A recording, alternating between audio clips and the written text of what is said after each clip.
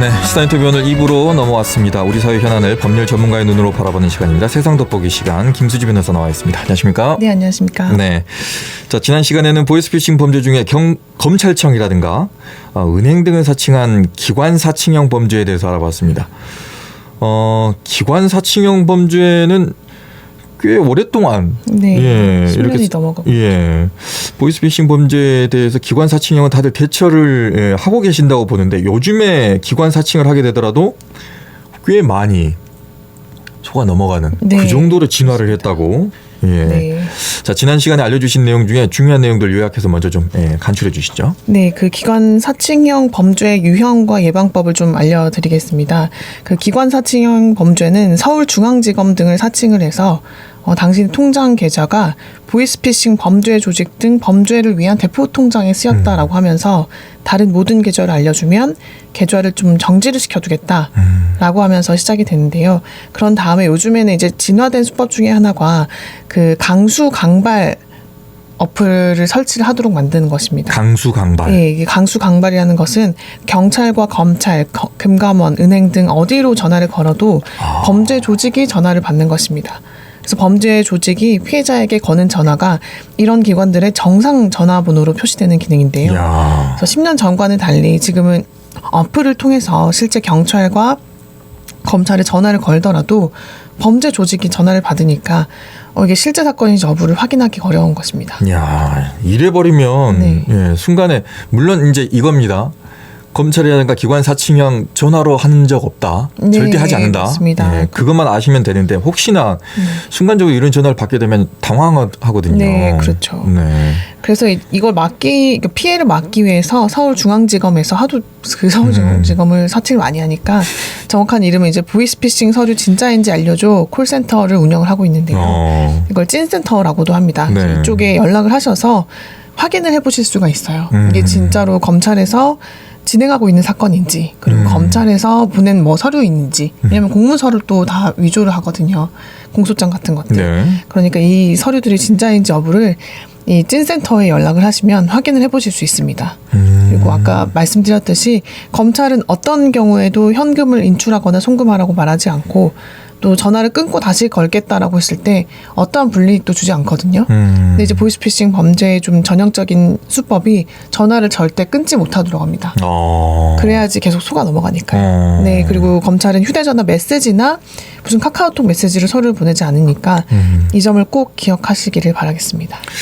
자, 지난 시간에 말씀해 주신 그 검찰청 같은 그런 기관 사칭형 전형적인 수법인데 최근에는 이제 다양한 수법이 나와서 피해자들이 더 많이 나오고 있다고요. 네, 검찰이나 경찰 등 기관을 사칭하는 것 외에 최근에는 그 대출 기관 사칭형 보이스피싱 범죄가 기승을 부리고 있는데요. 그러니까 보이스피싱의 원조격인 그 김미영 팀장 아시죠? 고전이야 이건. 네, 이거 지금 개그 코드로도 사실 많이 쓰였었잖아요. 네, 맞아요. 김미영 팀장입니다라고 시작하는 문자 메시지였고 얼마 전에 이 김미영 팀장이 잡혔어요. 네, 뉴스가 났는데 알고 보니 경찰이었다고 합니다. 네, 경찰이었고 이 사기범들의 사기 수법을 그대로 카피를 해서 본인이 써먹은 거예요. 이야. 거의 이게 수사를 시작한 지 10년여 만에 잡혔다고 해요. 그러니까 어떻게 하면 경찰의 수사망을 피해갈 수 있는지도 잘 알고 있는 경찰 출신이었기 때문에 사실 영화 같은 일이죠. 대박이네. 네, 필리핀에서 붙잡혔다고 합니다. 대박이네. 네, 그래서 이 대출 사기형 보이스피싱 범죄의 수법 또한 앞서 말씀드렸던 그 기관 사칭형 보이스피싱 범죄하고 거의 비슷한 유형이거든요. 그래서 기존 대출을 생활 자금을 저금리 전환 대출해 주겠다. 근데 조건 없이. 그리고 대출 한도를 알아야 된다고 하면서 피해자한테 신분증하고 통장 사본 등 개인 정보를 요구합니다. 그리고 대출 신청서를 작성해야 되니까 메시지로 인터넷 주소 URL을 보내고 그 피해자가 클릭을 하게 만들어서 피해자 몰래 전화 가로채기 악성 앱, 그러니까 앞서 말씀드렸던 강수 강발 어플을 설치하도록 만들어요. 그래서 이게 진짠가 싶어서 좀 의심스러우면 전화를 하게 되잖아요. 다시 전화를 해보잖아요. 그렇죠. 그럼 강수강발 어플이 설치돼 있으니까 어떤 번호로 전화를 걸어도 그 같은 조직에서 받는 겁니다. 그래서 최근에 어떤 피해자가 이제 방송에 나와서 했던 이야기인데 좀 의심스러워가지고 영상 통화를 요구했다는 거예요. 근데 이미 세트장이 다 준비가 돼 있었어요. 검찰청 뭐 이런 우와. 당연히 속을 수밖에 없잖아요. 네. 뭐 다른 사람들이 일하고 있는 뭐 모습 막 이렇게 나오고 하니까 속을 수밖에 없어서 뭐 8천만 원 가량의 피해를 입었다라는 뉴스 제가 봤습니다. 이야, 세상에. 뭐 이런 식으로 뭐 금융거래법 위반 등을 이유로 해서 계좌 거래를 할 수 없다라고 하면서 현금으로 대환을 해야 된다 일단은 이라고 해가지고 대환을 하도록 만들어요 현금으로. 그래서 주변에 대출을 하시는 이유가 돈이 없어서 대출을 하는 거잖아요. 그렇죠. 어려우니까. 어려우니까 경제적 어려우니까 대출을 받는 것인데 주변에서 막 돈을 끌어와가지고 현금을 갖다 주는 거예요. 저금리로 대출을 할 수 있다고 하니까. 근데 이제 알고 보니 보이스피싱 범죄였던 경우들이 많은 거죠. 네. 참 이게 그 어려운 사람들한테 더 큰 사기를 치니. 네, 그렇습니다. 이건 진짜 범죄 중에서도 정말 악성 범죄거든요. 이러면 안 됩니다. 그래서 이게 뭐 영혼을 파괴하는 범죄라는 이름이 있을 정도인데요. 네. 그래서 뭐 이런 유형에 누가 이것도 요새 같은 시대에 당하겠어라고 하지만 절박한 상황을 이제 이용을 하는 거예요. 그래서 뭐 기존 대출 이자보다 훨씬 낮은 뭐 대환 대출을 해주겠다라고 하면서 접근을 해가지고 채권 해스팀 직원을 보낼 테니까 현금을 준비해서 전달해라라고 하면 이게 피해자가 뭐 강수강박 어플이 깔려 있으면 이게 확인이 안 되니까 네 그래서 속을 수밖에 없게 되는 것입니다. 그러니까 이 자꾸 이 보이스피싱 범죄가 사라지지 않는 이유가 뭐냐면 수백 명 전화하고 수천 명 전화하면 한두 명 걸려드니까. 맞습니다. 네. 그 한두 명 걸려드는 사람들한테 그냥 다 뽑아내버리니까. 네, 그렇습니다. 아, 이거 정말 네. 피해가 이만저만이 아니에요. 네. 피해 예방하기 위해서는 어떤 조치들을 해야 될까요? 그 앞서 말씀드렸던 기관 사칭형 보이스피싱 범죄에 대응하는 방법과 거의 비슷한데요.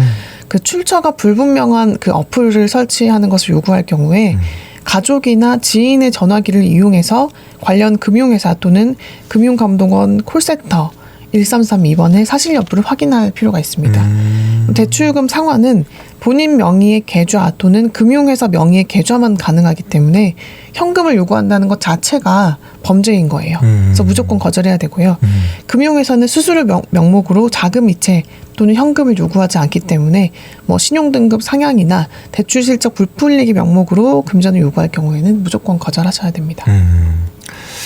근데 이거 진짜 알면서도 당하는 피해자분들 있으니까 지금 너무 안타까워. 그렇죠. 네. 주변에 많이 있습니다. 예전에는 좀, 뭐 김미영 팀장부터 시작해가지고 네네. 좀 어설픈 한국어 구사하면서 네, 하면 그렇습니다. 웃겨가지고 그게 막 이제 녹음돼가지고 막 이렇게 돌아다니기도 하는데 네, 요즘에는 그렇죠, 이제 그게 아니라는 거잖아요. 네, 요즘에는 한국인들 조직원들도 상당수 두고 있는 데다가 역할이 아주 세부적으로 분담이 돼 있어요. 그래서 뭐 그 악성 어플뿐만 아니라 이 시나리오가 얼마 전에 뭐 방송에서 공개가 된 적이 있는데 네네.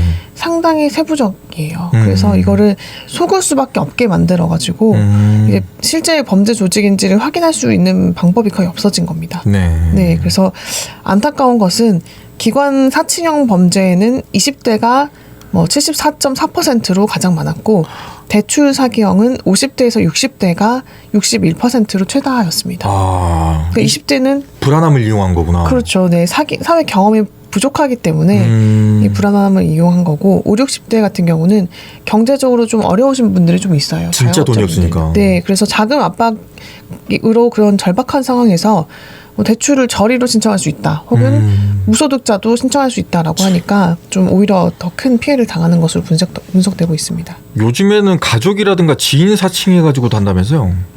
네, 그래서 갑자기 그 뜬금없이 엄마 나야 내 핸드폰 액정이 나가서 말이야 이러면서 모르는 번호로 연락이 오는 경우 혹은 뭐 그 딸 번호로 연락이 오는 경우들이 있어요. 네네. 그래서 어떤 이제 요즘에 우스갯소리를 하는 말들이 그 대응을 한대요. 나 딸 없는데. 네. 딸 없는데.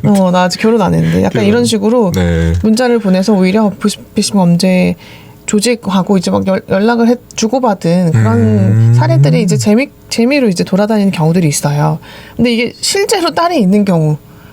라면 그리고 먼 거리에 살고 있는 경우라면 좀 속을 수밖에 없게 되는 거예요. 그렇게 되죠.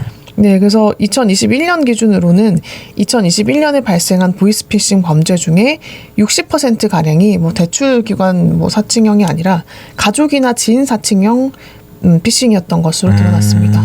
그래서 지난해 전체 보이스피싱 피해 금액이 전년 대비해서 28.5% 감소한 반면에 그 메신저 피싱, 이 지인이나 가족을 사칭한 피싱 피해 금액은 오히려 2배 넘게 증가했다고 해요. 이게 신종 유형이거든요. 이제는 뭐 문자로 이렇게 엄마 뭐 좀 하면 이렇게 뭐 아닌 거를 아시는데 보통은 아셔서 전화를 해보세요. 그래서 이제는 좀 아시겠지만 예전에는 이제 뭐 기관 사칭 범죄였으니까 좀 피해액이 한정적이었어요. 그런데 지금은 가족이나 지인을 사칭해서 지금 당신 딸이 내가 뭐 보호하고 있다, 납치하고 있다 이렇게 연락하니까 막 정신이 나가버려서 피해 액수가 더 커지는 거예요.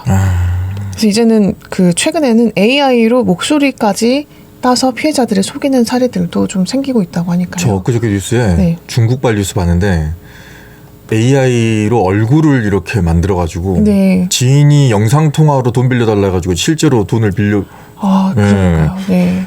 기술이 좋아지니까. 맞습니다. 네. 야, 그것도 참, 예. 그 거의 구별해낼 수가 없다고 하더라고요. 그러니까 이게 구별해낼 수가 없다. 생성형 AI라고 하는데 얼마 전 모 TV 프로그램에서 그 고인이 되신 김광석 의 목소리를 완벽하게 구현을 해내가지고 맞아. 지금 노래들을 부르는 것처럼 이렇게 음악을 들려주거든요. 맞아. 그래서 막 엄청 감동적이잖아요. 맞아요. 이거를 또 악용을 하는 거예요.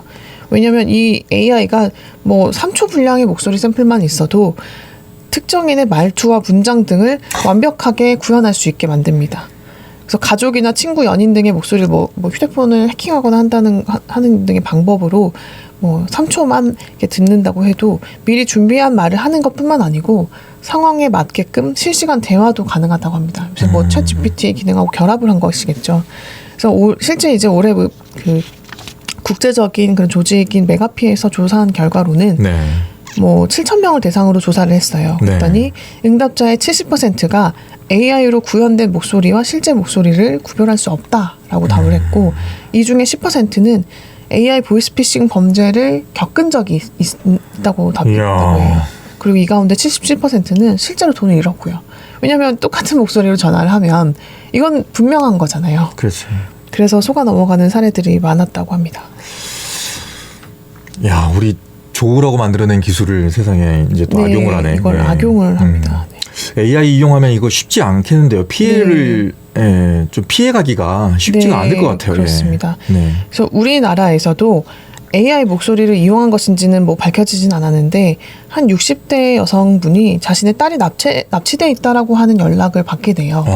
근데 그 너머로는 엄마 하면서 이제 뭐 울먹이는 목소리를 막 목소리가 들리는 거예요. 이렇게 좀 혼비백산해서 보이스피싱 범죄 조직이 요구하는 현금을 들고 60km 떨어진 장소로 막 택시를 타고 가고 있었다고 합니다. 네.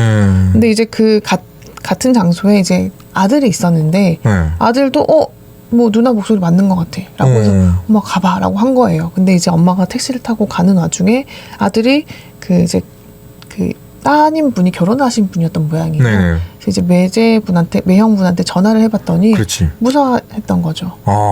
그래서 이제 이거 보이스피싱 범죄구나라고 해서 경찰이 바로 신고를 해서 이제 택시기사를 섭외를 해요. 그러니까 연락처를 알아내요. CCTV 같은 걸 연결을 해서.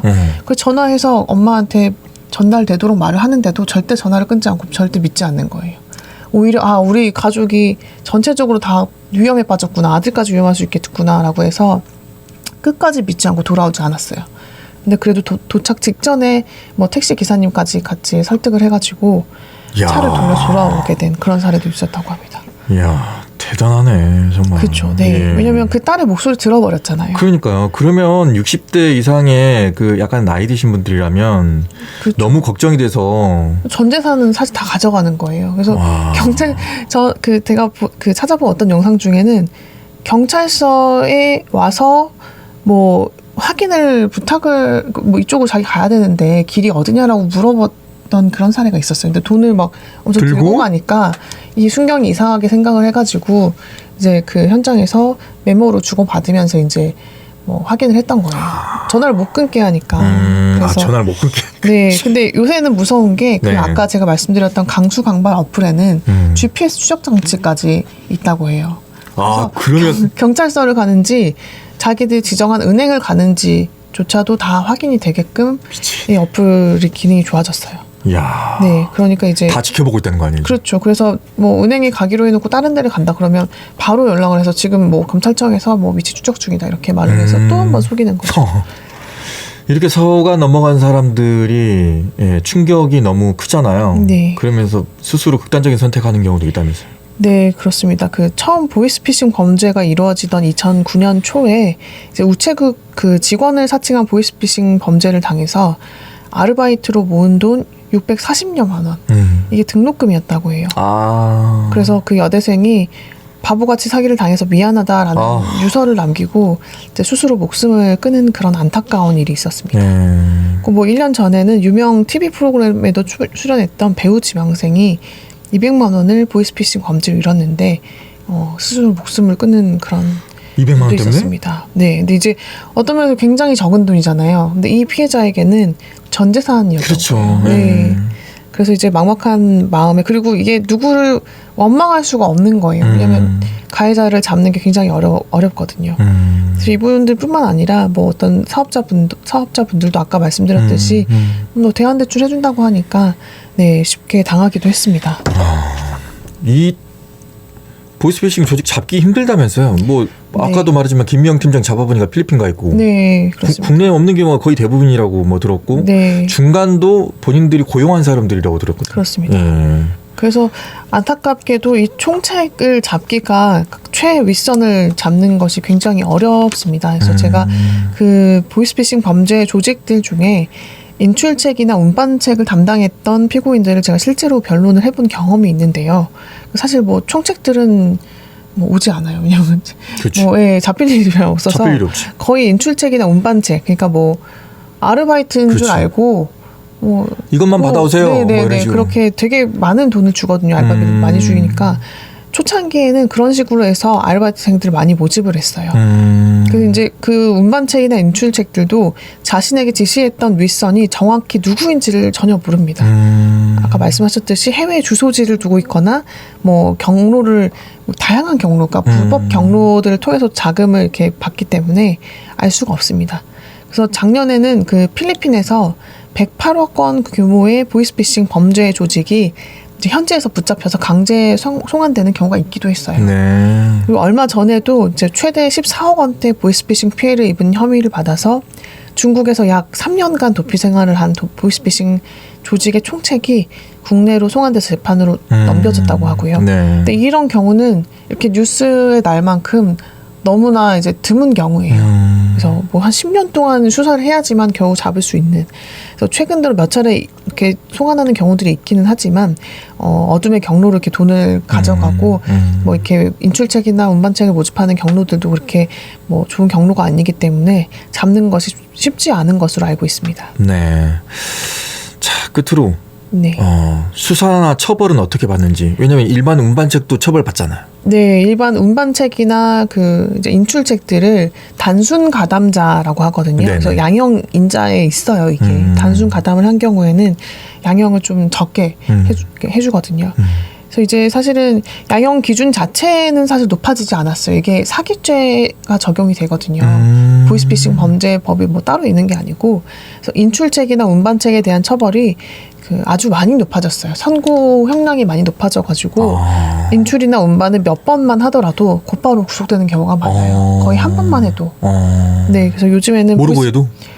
그러니까 초창기에는 모르고 하는 경우가 정말 많았어요. 정말 무고한 경우들이 많았고, 뭐 제가 기억에 남는 것은 뭐 아기 엄마인데 돈이 정말 궁해서 한 번 그냥 한 거예요. 자기 통장 빌려주고 거기로 피해 금액을 받아서 인출을 해서 갖다 준 거예요.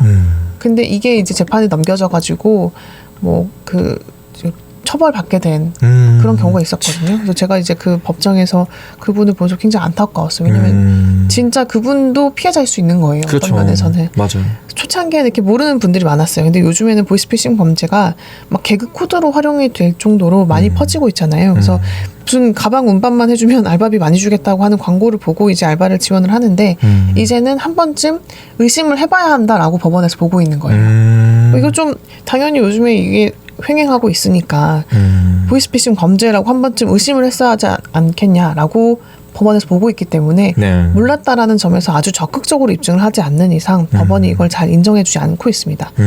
그리고 운반책하고 인출책을 구속을 시켜두어야지만 윗선을 잡을 수 있는 가능성이 조금이라도 높아지잖아요.